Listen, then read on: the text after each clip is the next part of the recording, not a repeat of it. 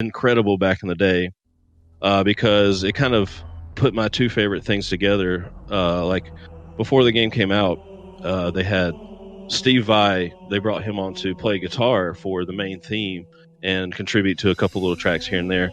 But in my opinion, he's one of the greatest guitar players of all time. He's certainly like if you were to ask me who's the greatest, I think he's the greatest, even though that's subjective. So at the time, I was completely in love with Halo. Like this is after Halo 1 came out and completely took sort of video games by storm, changed the landscape. Everyone was playing Halo, and so when Halo 2 was about to come out, and I saw they were bringing in my favorite guitar player, I'm like, oh, this is fucking epic as shit. And so my favorite theme is the main Halo theme. With him just kind of mixed in on it. It's super great.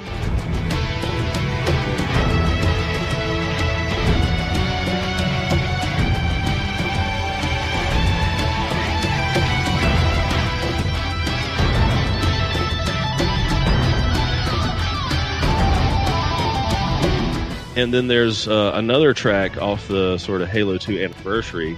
And just a quick aside too, back in the day, I mean, everyone people forget that Halo 2 was just like a phenomenon when it came out, and even musicians just wanted to get involved with it.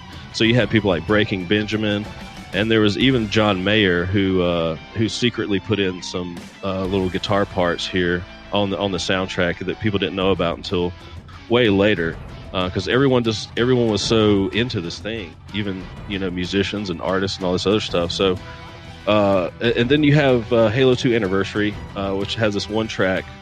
There's a couple tracks with this guy on it. Let's see, I'm gonna look up. I'm trying to remember his name real quick. It's Misha Mansoon, I think, something like. He's the guitar player from Periphery. So they bring him on for a couple tracks. The one I like the most is Follow in Flight.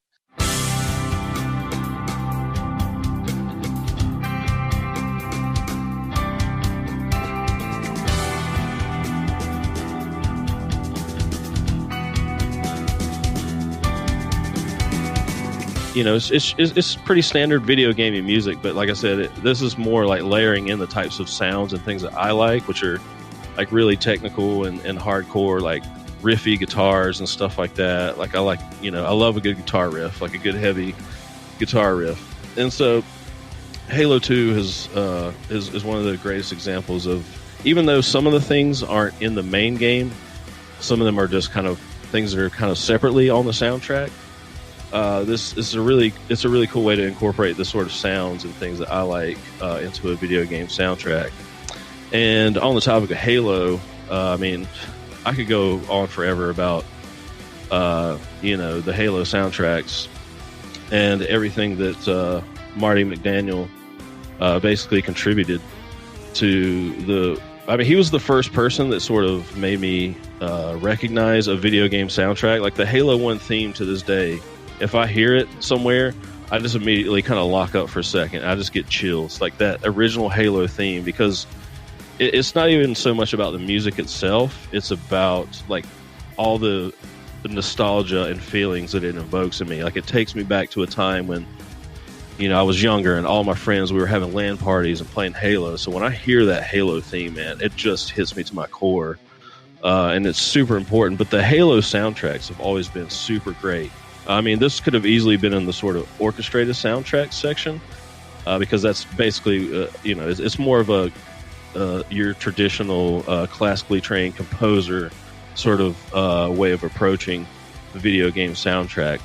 But one of my favorites outside of like Halo 2, and basically all the Halo soundtracks are great, but Halo ODST is really cool. It has this... a couple tracks I got listed here is Neon Night and Traffic Jam. I just kind of picked a couple at random. I couldn't really decide. A lot of these tracks change and morph, but the Halo ODST soundtrack is really cool. It has these sort of jazzy elements to it in certain sections. Lots of little like a saxophone in there and stuff like that.